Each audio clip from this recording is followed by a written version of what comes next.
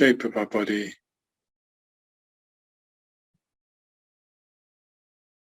the weight of our body.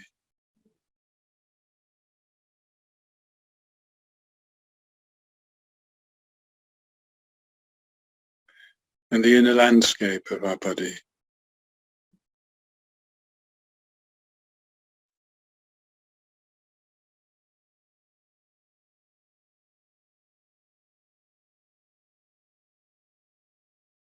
And feel the surrounding space and the air on the skin and the clothes on the skin.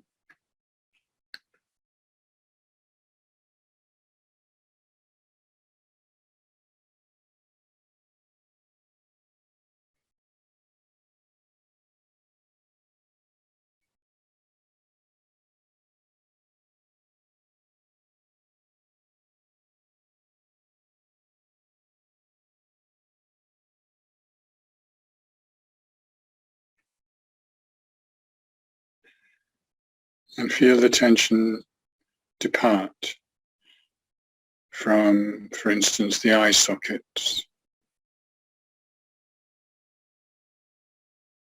the shoulders, the back, wherever there is tension. Bring your mind there and just release it.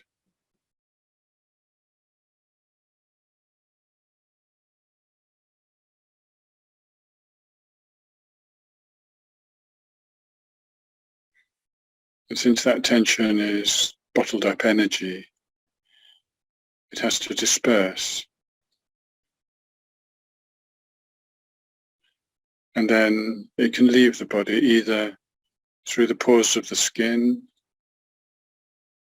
or through the lower openings of your body and just dissolve into the earth.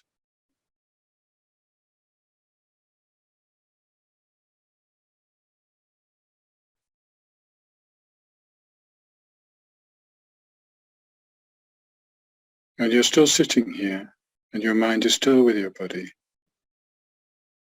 But already there's a shift.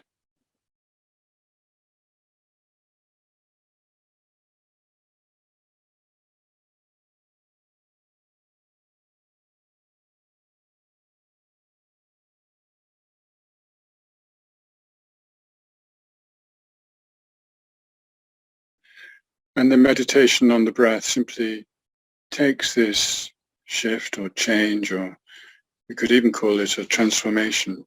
It takes it further. So feel the breath just below your nostrils as it's drawn in and as it's released.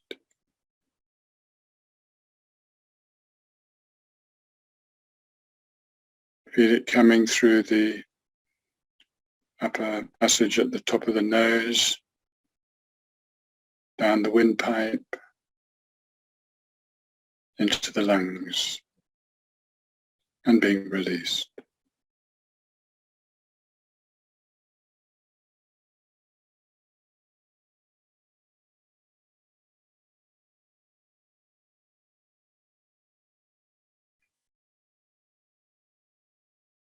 Feel it also come down into the diaphragm, below the lungs.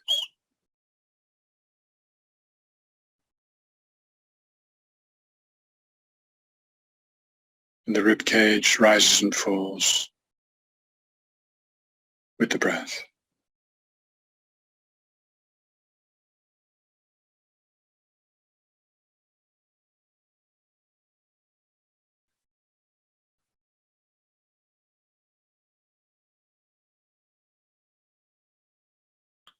And with the out-breath, there's a further release of tension from a deeper level within you.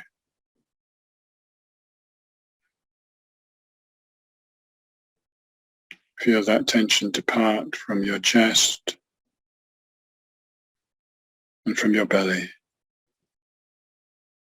and go out with the breath.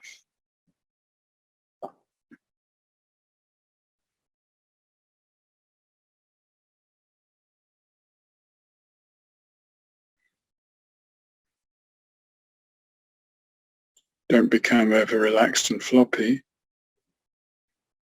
Make sure that as you breathe in, you replace that tension with vitality and stamina.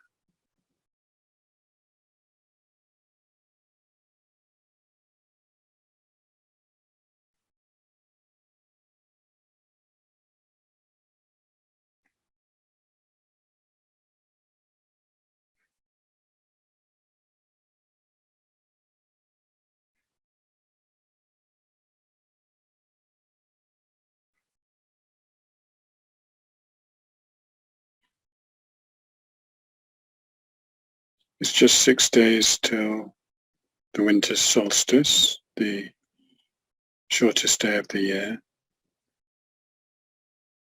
which is like the trough or even the drain of the year.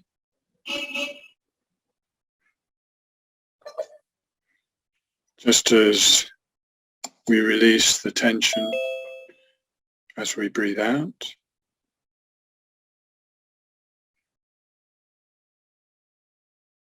feel the accumulated tension of the year draining into the solstice.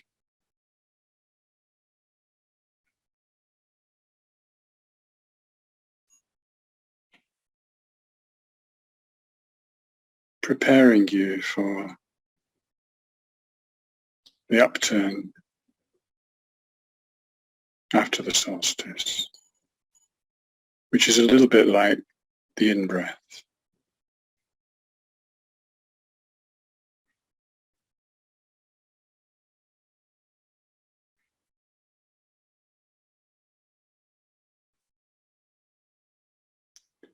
So for a meditator,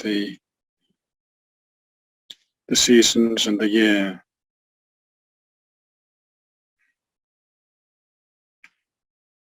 can be a part of your journey if you but connect with them.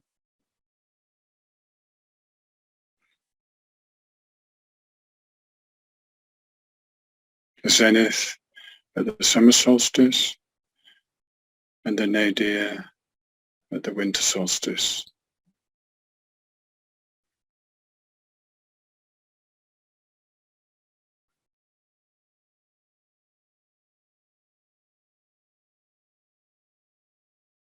And the emptying that goes with the winter solstice is sometimes said to be a more spiritual time,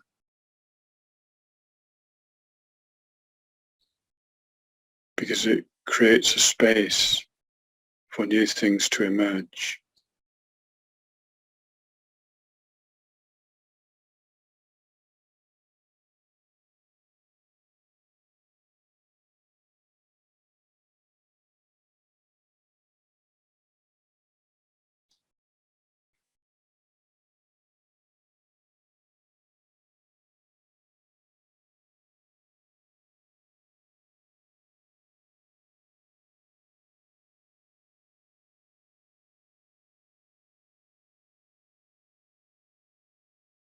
We are subject to what are called circadian rhythms, because we are children of Mother Earth. And as she goes through the cycles of day and night, the lunar month, and the seasons of the year, we are part of those cycles. If we recognize this, it can be very helpful.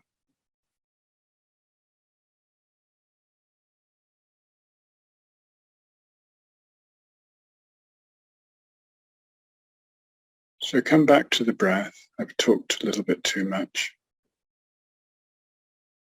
And just experience it coming and going, a rhythm of nature.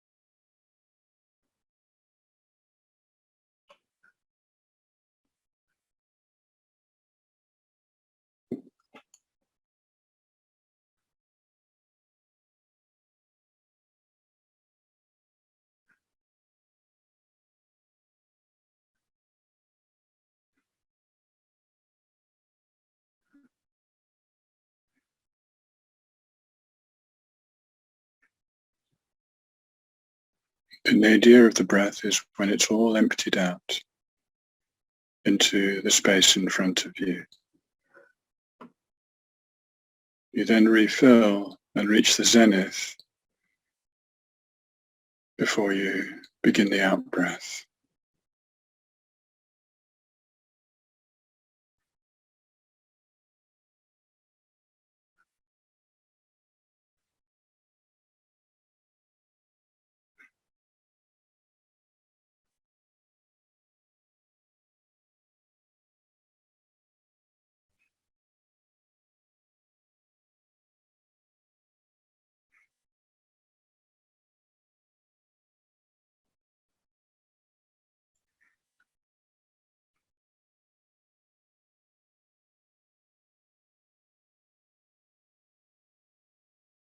So when you reach the nadir at the end of the out-breath, just prolong it a wee bit to make sure you've let go of everything before you take the next in-breath.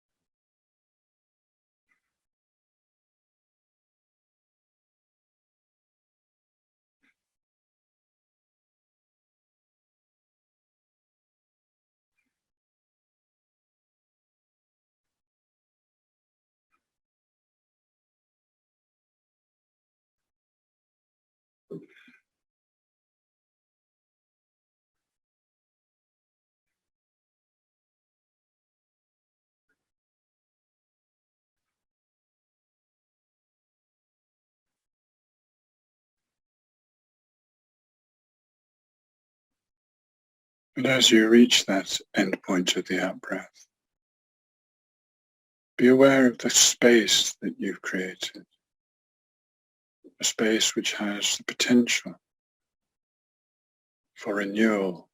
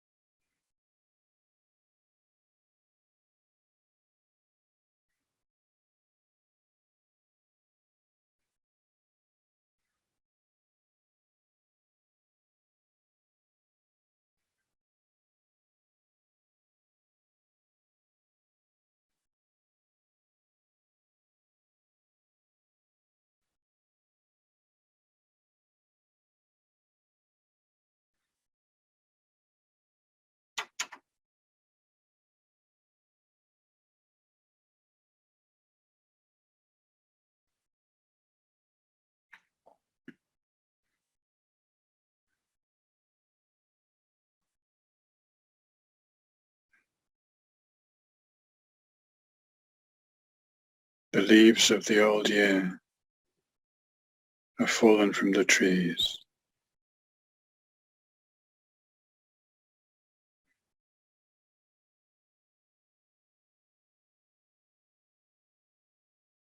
In spring, new shoots will come, and then new bright leaves.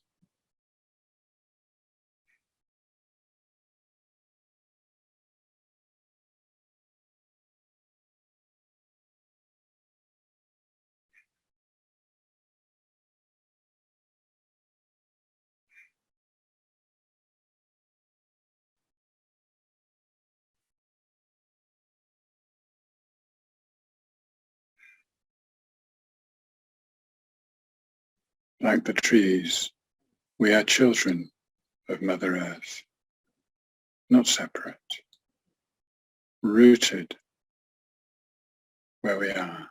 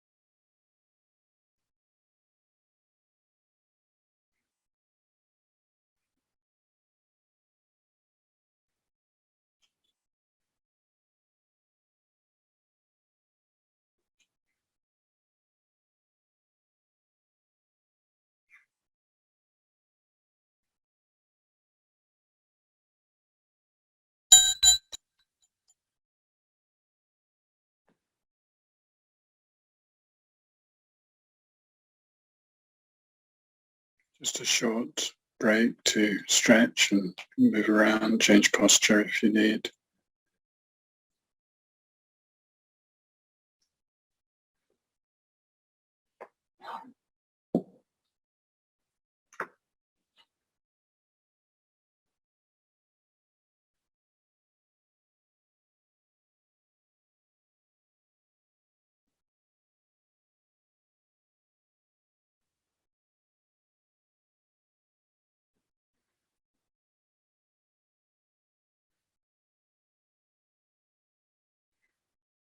So welcome to anybody that hasn't been before.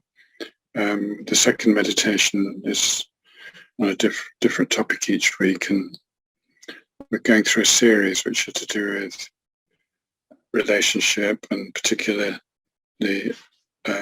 personal identity, I guess, exploring what we are. So today I'll follow on from last week in that way. So come back to a meditation posture. And I'm going to begin again, like last week, with a question, which I want you to answer with a feeling rather than words in your own mind. Bring your mind, first of all, with your body, inside your body, not just your brain.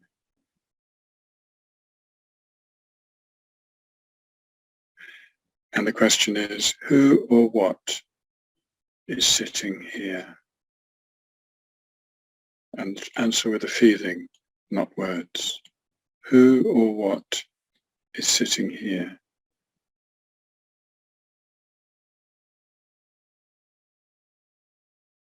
It doesn't matter how vague the feeling is. Just settle into the feeling.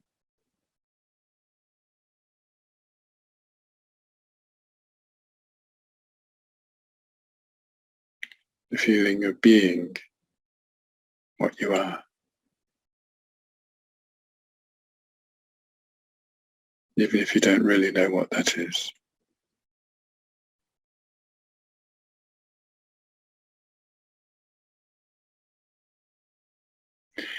And particularly be it from the inside, definitely not looking from the outside. Be what you are from the inside.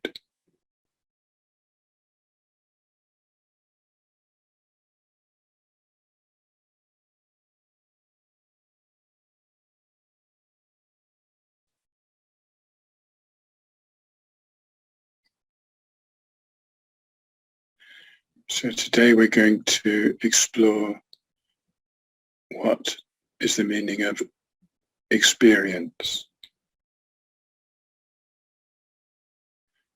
Right now we're having an experience.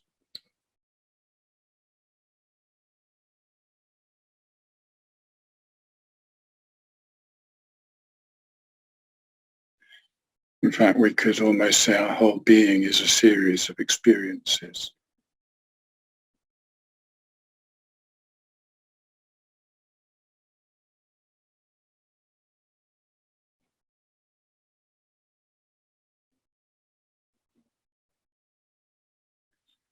Before we go more into that, let's just do a little comparison.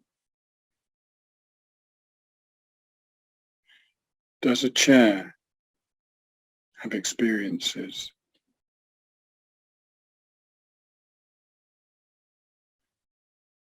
Does it experience when someone sits on it or gets up?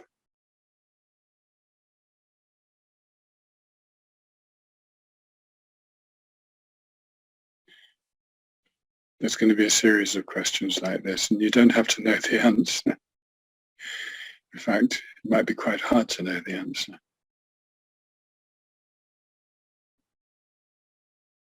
But just feel yourself around it, because we're comparing ourselves to a chair, and we definitely know that I am having an experience.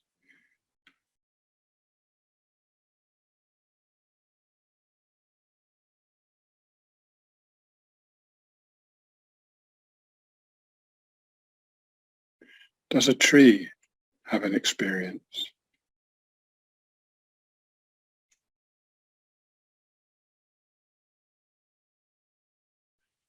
For instance, if you go and lean on a tree, maybe put your back to the trunk,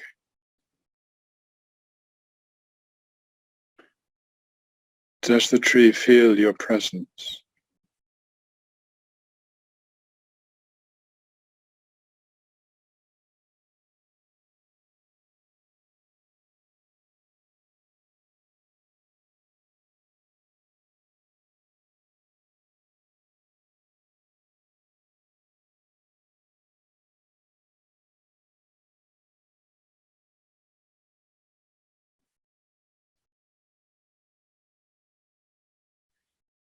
Does an insect or a worm have experiences?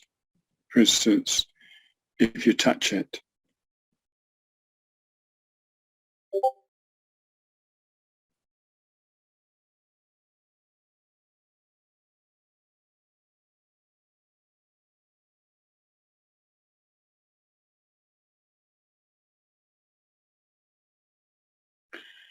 and if you know any animals, mammals like a cat or a dog, I'm sure you know that they do have experience. They'll let you know.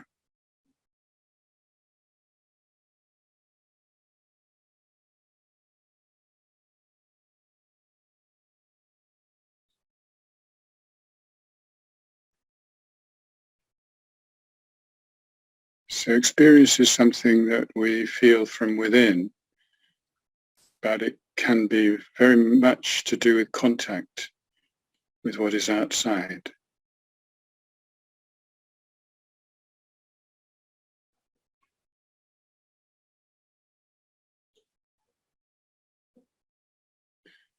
And in our own case, we have physical or sensual experience in connection with what is outside. And we also have mental experience, such as during meditation or dreams.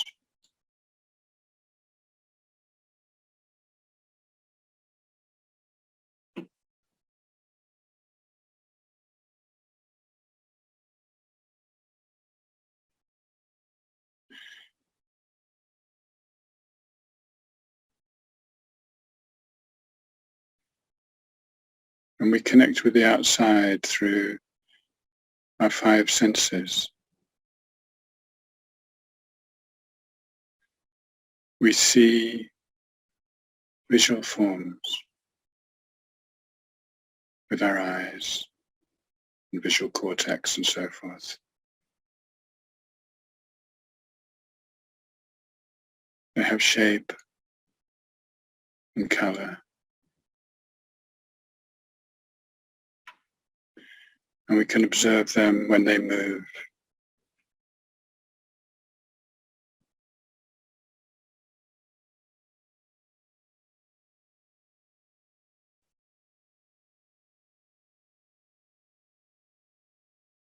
We can find our way around the house using our eyes.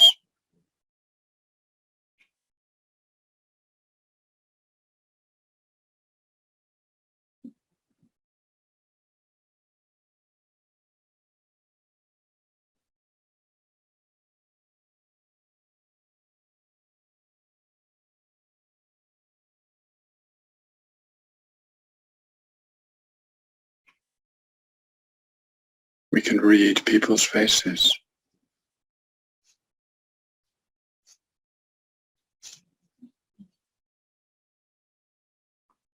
or body posture.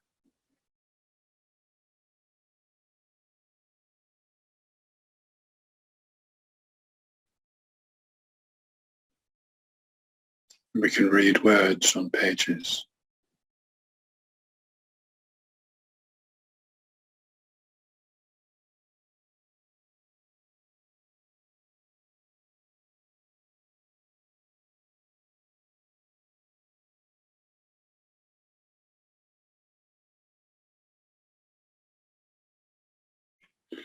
And then there's hearing, using the various chambers of our ears and the cortex in our brain that's connected with hearing, picking up sound waves.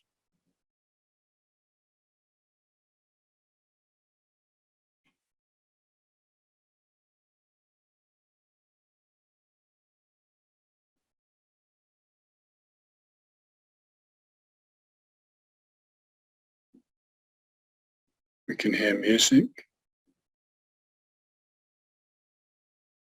with notes and tones.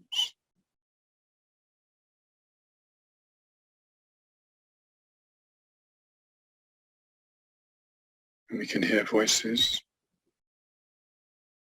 not just the actual words,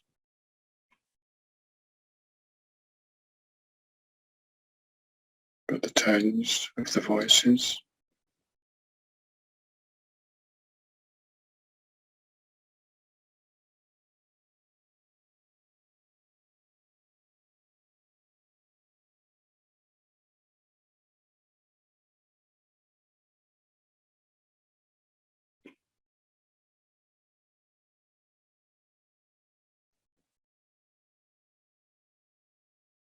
So just before we move on, just be aware of the incredible flow of information coming through our eyes and ears.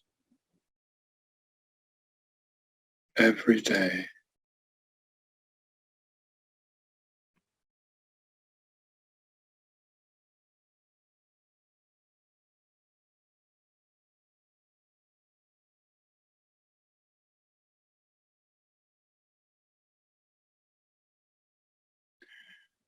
And then there's a smell, not quite as strong in humans as in some other animals.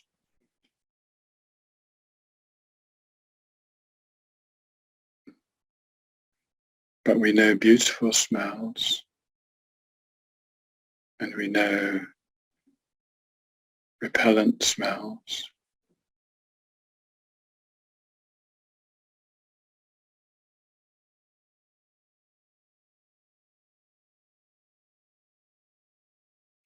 We can smell food to tell whether it's good or not, if it's gone off.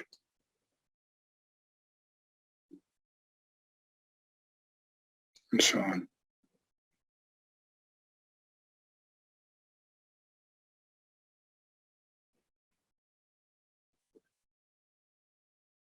And then there's taste.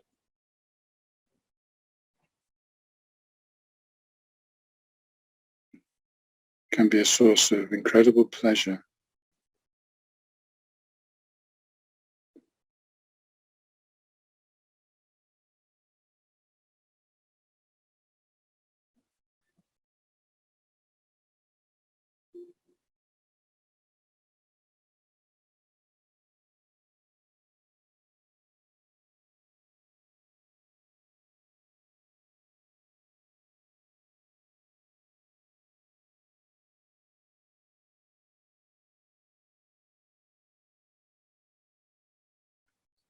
And finally, there's touch.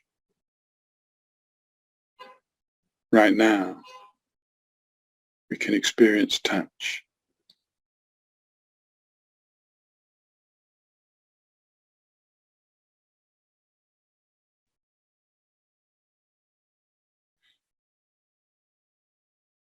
Even with our eyes closed, we can find our way around the house in the dark, just using touch.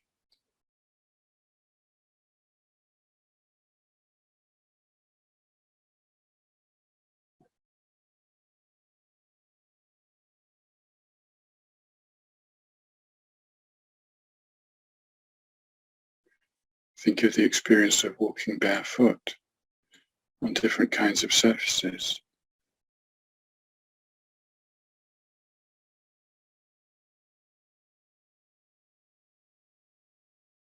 Think of touching the warm skin of another person with your hand.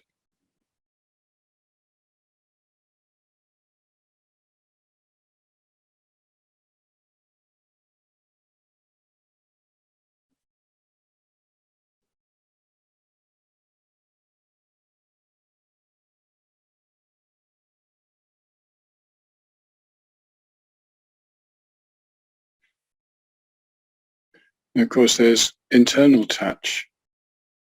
We can feel pleasure or pain or little twitches within our body.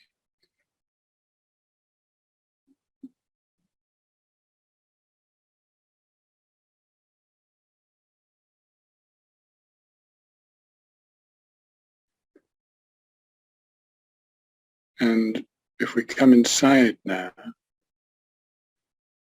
we can check out mental experience.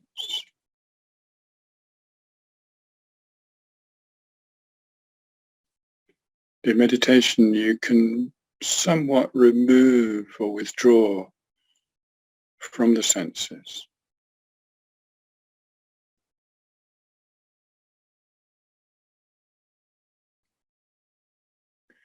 And experience more or less just your mind.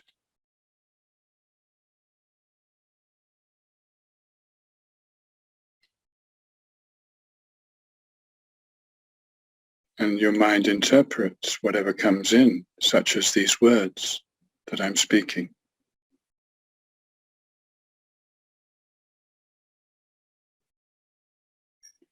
and it interprets all the sense information that we've just been through, so that you can understand what's going on around you.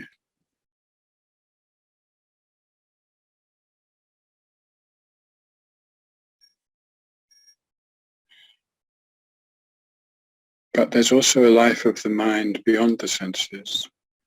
I've already given the example of dreams.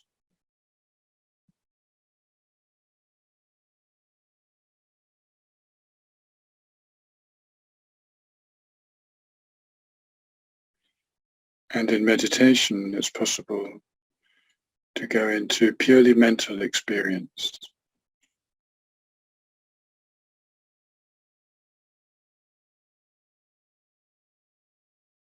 So it truly is the sixth sense.